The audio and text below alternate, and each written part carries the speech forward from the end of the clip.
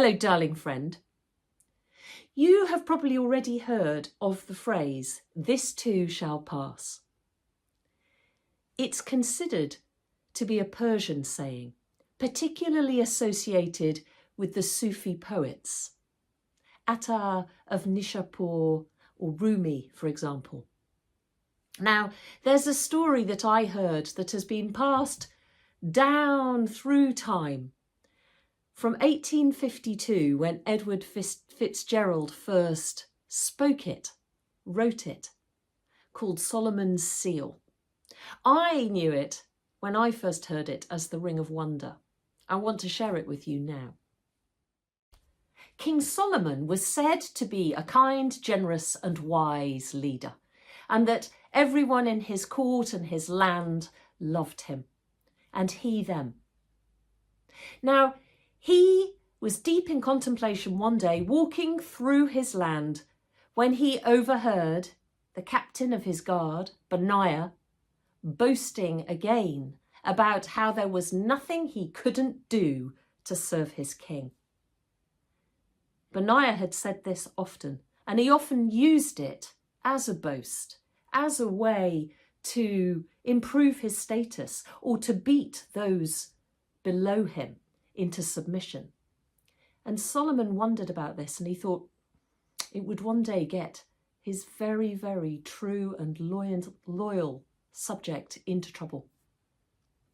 And as he thought about it, he thought, I need to help Benaiah. And so he called his servant, captain of the guard, to him. I have something for you. I have a request.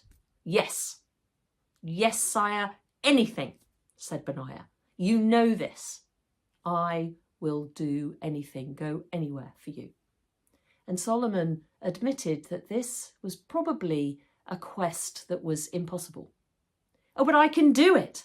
If anyone in this land can do it, it's me, said Benaiah. Okay, said the king. I would like you to find something that makes a sad man happy and a happy man sad.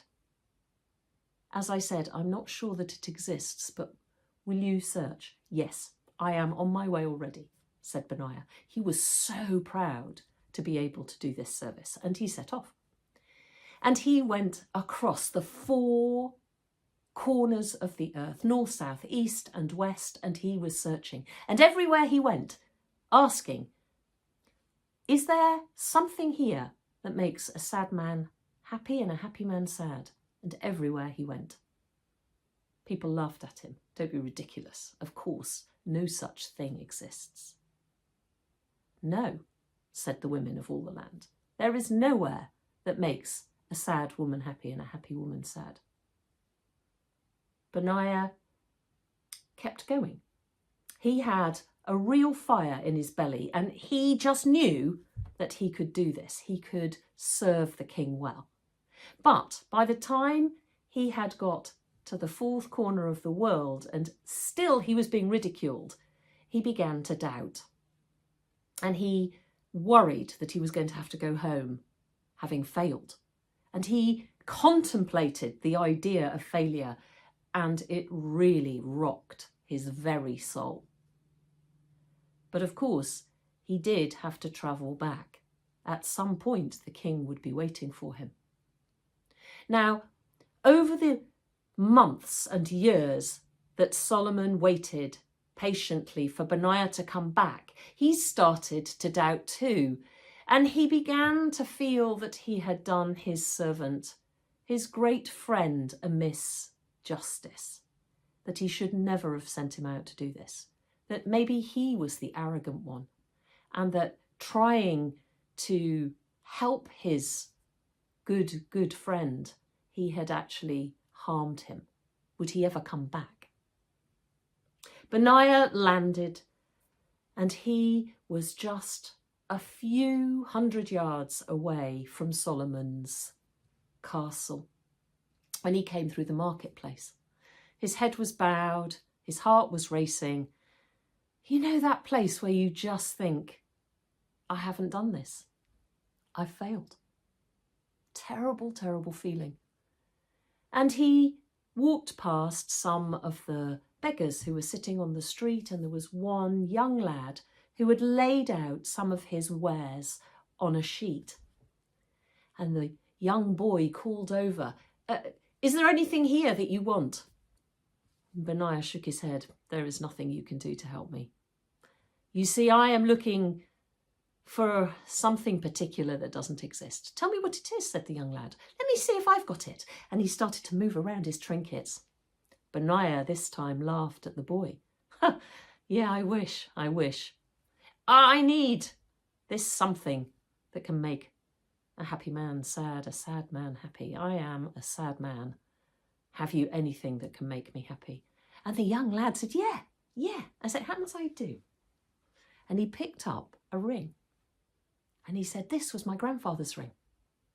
I have had this ring for a very long time, and I think it's exactly what you need.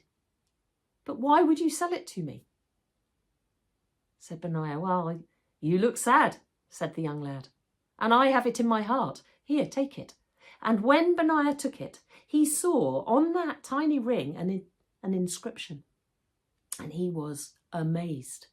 And suddenly his face began to break into a beaming smile.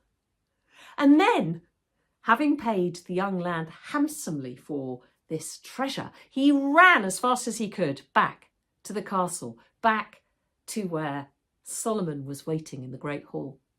And Solomon was pacing. He had heard that Benaiah was back in the country, and he wondered how he could apologise to the captain of the guard, to his friend.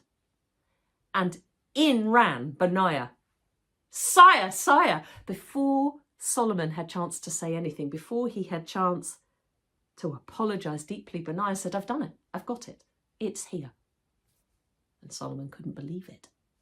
But Benaiah passed the ring to Solomon, and Solomon took it too, and he read the inscription.